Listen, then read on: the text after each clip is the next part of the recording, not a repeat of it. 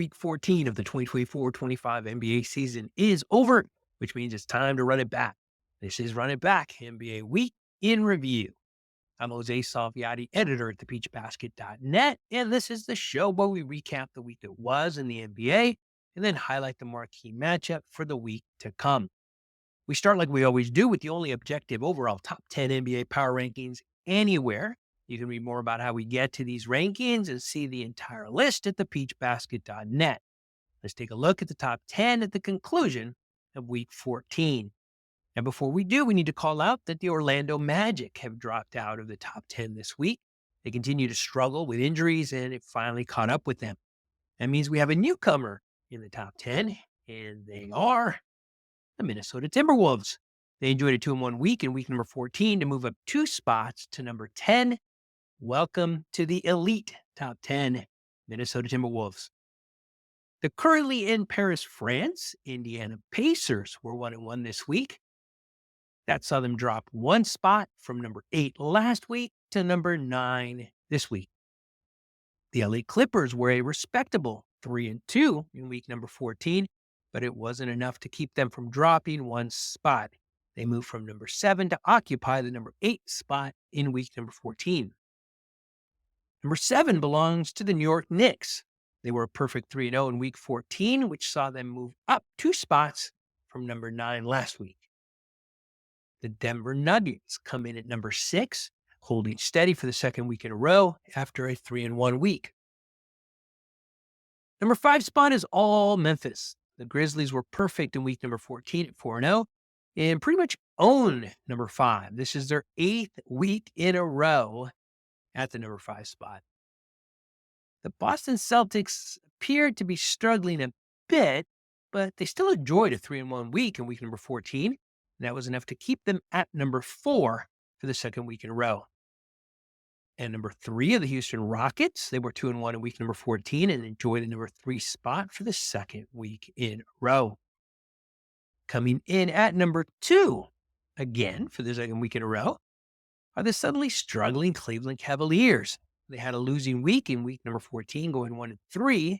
They stay at number 2, looking up at the Oklahoma City Thunder. OKC was 2-1 in week 14 and held on to the top spot for the second week in a row. That's the objective. Top 10 list for week number 14. If you want to see where all 30 teams land, including your own, please make sure to check out thepeachbasket.net. Now let's shift our focus to the players. These are the best to do it by average in week number 14 of the 2024-25 NBA season. These are the best by average in shooting, rebounds, assists, blocks, steals, points, and game score. Shai Gilgeous-Alexander was the points leader, averaging 37.3 points per game in week number 14 to lead everybody. That includes a career-best 54-point outburst against the Jazz this week. His teammate Isaiah Joe was the top sniper. He played 1 game in week number 14 and made 8 3-point shots to lead everyone. You can see why the Thunder are so good. Shai and Cade Cunningham both played 3 games in week number 14 and both averaged 12.3 total field goals made to lead everyone. Domantas Sabonis was a monster on the boards again for the Sacramento Kings. His 17 rebounds on average over his 4 games played led everyone in week 14. The top offensive rebounder was Utah Jazz Walker Kessler. He averaged 6.7, while Sabonis was the best defensive rebounder at 12.8. Now, when we get to assists, man, it doesn't seem fair, but the best assist man is a center, the best center in the game, the best player in the game. Nikola Jokic averaged 12 assists over his 4 games played to lead everybody. It just doesn't seem right. The top rim protector in week 14 was Donovan Clean of the Portland Trail Blazers. He sent back 4 shots in his 1 game play to lead the association. The Great Barrier Thief is back. Dyson Daniels played 4 games in week number 14 and took 3.5 possessions away from the other team to lead everyone in week number 14. And the top game score this week, or the past week, week 14, goes to that guy in Denver, Nikola Jokic. His game score of 32 led everyone. Now, as we look ahead to week number 15, there's one interesting interconference matchup between the Houston Rockets and the Boston Celtics.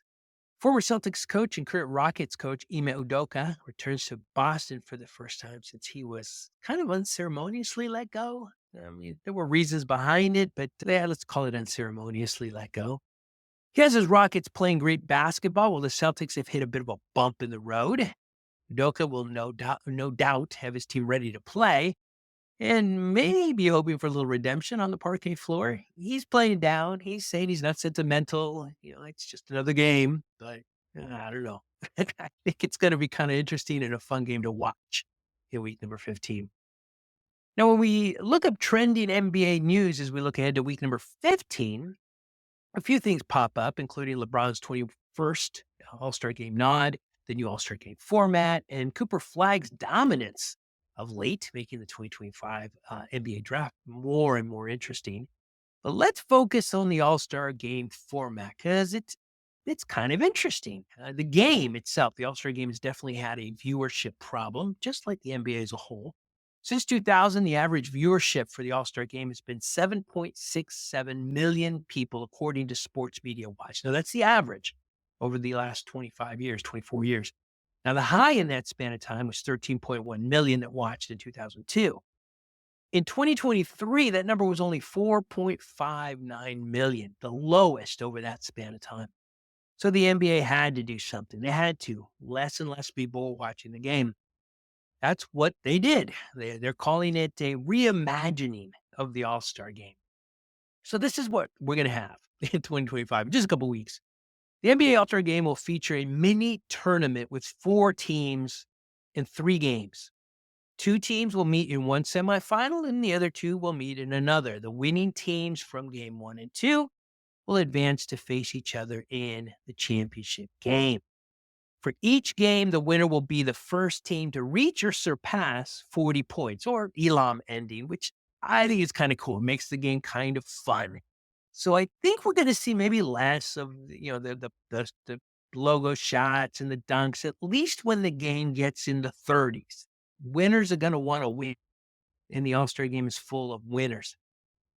The 24 NBA All-Star selections will be divided evenly, but that'll make up 3 teams, right? With the rosters drafted by TNT's Inside the NBA commentators and honorary general managers, Barkley, O'Neal. That will make up, like I said, 3 teams, but they need a 4th. The 4th team will be the winning team from the championship game of the Castro Rising Stars, first and second year players, as well as G League standouts.